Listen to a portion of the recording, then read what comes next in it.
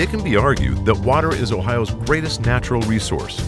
Nearly 2/3 of Ohio's border consists of water. Each day, Ohioans consume more than 11 billion gallons of water for personal and business use. The economic impact of the state's water is estimated to be in the tens of billions. Cargo shipping, Ohio ports rank number 8 in the nation. Fishing, $3 billion in economic impact. Boating, $3.5 billion in economic impact. Tourism, $40 billion in visitor spending, plus 415,000 jobs, $892 million in taxes. Perhaps the vast expanse of Ohio's connection to water can best be understood through these impressive statistics. Ohio contains 60,000 miles of rivers and streams, 312 miles of Lake Erie coastline, 425 miles of Ohio River shoreline, 942,000 acres of wetlands, 125,000 plus more lakes, ponds, reservoirs, and 99% of Ohio residents live within an hour's drive of a waterway. What are the biggest threats to Ohio's healthy water? While many factors can threaten a healthy water source, the prevailing factor receiving the most attention in Ohio is pollutants, particularly phosphorus. When considering pollutants that can threaten Ohio's water, there are generally two categories: pollution from point sources like pipes from factories, ships, ditches, or water sewage treatment plants, and pollution from non-point sources like runoff from fields, urban runoff from streets and lawns, or sediment from construction sites.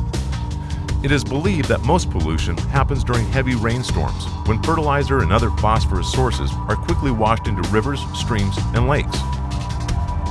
Phosphorus is the main ingredient in runoff that causes a problem for our water. Considered a nutrient in many fertilizers, phosphorus can be easily absorbed by many plant species and lead to rapid growth.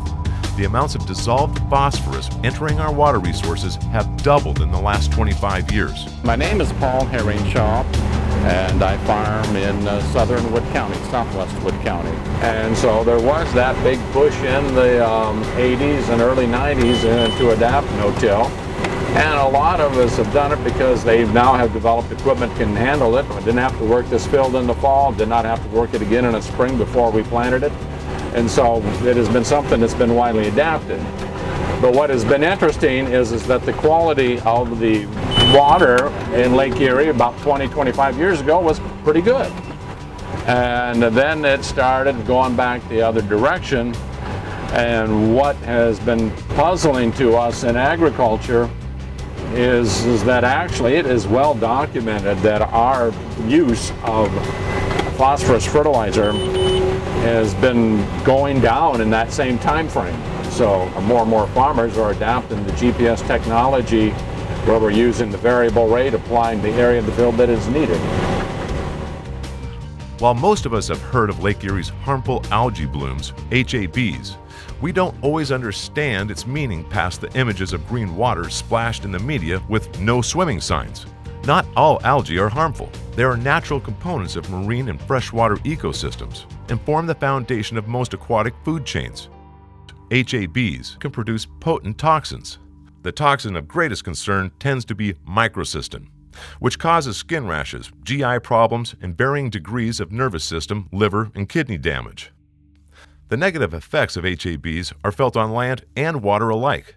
For the past few years, the impact of HABs have gained national attention in the wake of the water crisis in Toledo, Ohio, and a growing number of other Ohio cities that have been affected by contaminated drinking water that has become undrinkable due to the extremely high levels of microcystin. These cash-strapped municipalities are forced to take on costly upgrades to water purification systems running into the millions to ensure clean and safe drinking water. It forces fish and tourists alike away to cleaner waters and essentially puts the brakes on sport fishing, boat charters, water recreation, and travel to the Lake Erie region. This has a devastating effect on the restaurants, hotels, travel businesses, and our state and local budgets that rely upon the income that tourism brings to the coffers. The installations of tile drains began in the early 1900s. These are simply drain pipes buried beneath fields to help lower the water table and collect surface water after it has filtered through a few feet of soil and then whisked it away from fields to avoid standing water and surface runoff. This is a major contributor to clay and silt, in addition to nutrient and phosphorus-rich particles ending up in the Lake Erie Basin. Some solutions have already been put in place. No-till farming, crop rotation, cover crops, and buffer strips are sometimes used to improve water filtration and soil water storage, which will help to reduce runoff. Farmers are putting fertilizer and manure management practices in place as well. Perhaps the most promising research currently being conducted is through the use of prairie grasses and plants, including specific wildflowers, which are biological sinks. So how do you see the grand design being of incorporating these nutrient-attracting, soil-retaining prairies in with the modern farm, so that farmer can be productive? Good question. This is brand new. It's never been seen or tried in Ohio. Iowa State has done it. We know that it works. And here's the answer with a capital A. Let's imagine a producer has a big 500-acre field. And next to that field is a ditch into which all the rainwater runs. At the edge of that ditch, between the ditch and the field, we plant a strip of this tall grass prairie, of several grasses and 5 or 10, the fancy word is forbs, those are wildflowers. A real for sure diverse mixture of prairie plants.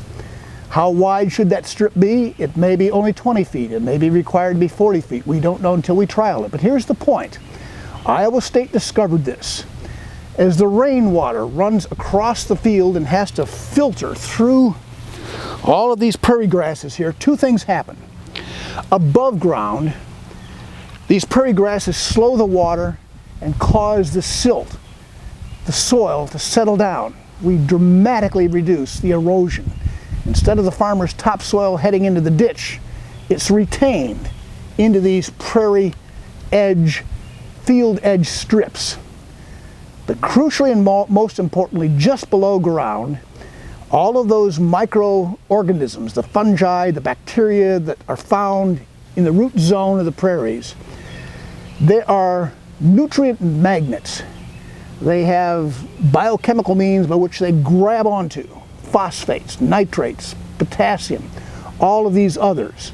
Here's the essence of the matter. In Iowa State, they found that a 50-foot strip of prairie grass next to a 200 to 500 acre row crop field captured 90% of the phosphates that were coming off of that field. If we could have a large percentage of agricultural fields in the Maumee River, the Sandusky River, and the entire western basin of Lake Erie do that, harmful algal blooms will no longer be possible in Lake Erie. It's understood now that if we cut back by about 40%, that will be the threshold. We're cutting back by 90% if we do this. Many ditches, most ditches, not many ditches, let's put it that way, are along the roadsides. Every roadside has a ditch. And presently, they're all mowed to keep weeds out and so forth, to keep brush out. What would happen if we were to plant this, our prairie grasses, in those ditches? Yes, they would get 6 feet tall, but they would have beautiful wildflowers for the honeybees, for the monarch butterflies, and so forth. But again, they would filter out, grab onto, stop, retain the sediments, the silt, the soil that's moving off, and the nutrients that eventually would end up in Lake Erie, but we'll stop them in our ditches. Our roadsides, aesthetically, would look gorgeous. We'd drive down the road, instead of just seeing a V-shaped green ditch, we would see patches of different colored wildflowers, waving grasses, different beautiful colored butterflies during the summertime and the winter. And in the wintertime, we don't mow those grasses down, they stay up. Those grasses become a living snow fence.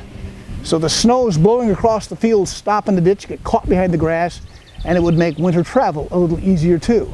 So multiple benefits. So we take the smart aspects of these plants, both above the soil, below the soil, and we put a little clever engineering and some good agricultural practices in place, as well as roadside management with our departments of transportation and roadways, and we have a more balanced system and probably a lower cost system, do you think?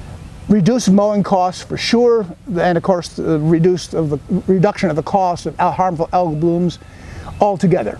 It makes a lot of sense. You know, we know that agriculture is our largest industry. But not too far back is our tourist industry and our recreation from our natural resources, right here on Lake Erie and throughout the state on our waterways. I mean, this is some real solutions.